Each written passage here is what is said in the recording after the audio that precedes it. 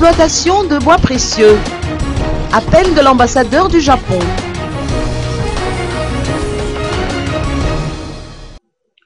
L'ambassadeur japonais à Madagascar, son Excellence Monsieur Ruhei Osoya, a assisté à la présentation officielle du plan d'assainissement du secteur Bois de Rose. Il a profité de cette occasion pour lancer un vibrant appel à la solidarité internationale afin de mettre un terme aux trafics illicites de bois précieux. Écoutons ses propos. En fait, le ministre m'a prévu de cette action, plan d'action, ainsi que le comité interministériel. Il y a une semaine, 2 semaines, on s'est rencontré avec le vice-ministre d'Environnement du Japon était là il y a 1 semaine.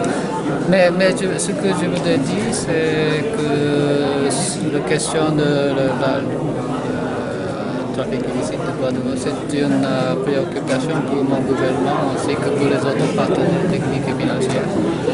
Parce que ça touche le bon gouvernance de ce pays et la stabilité politique de Madagascar. L'avenir de ce pays est très très cher pour nous, surtout pour mon pays, le Japon. Sur le plan d'action qui était annoncé aujourd'hui,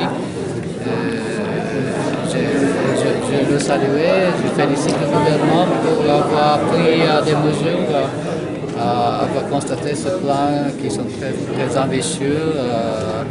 On espère que ça sera très efficace, avoir des impacts pour la lutte contre cette flux.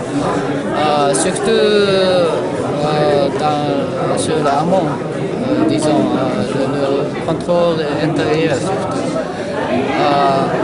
À mon avis, ce qui est aussi important, c'est le contrôle extérieur pour que la lutte puisse être un succès et pour l'aval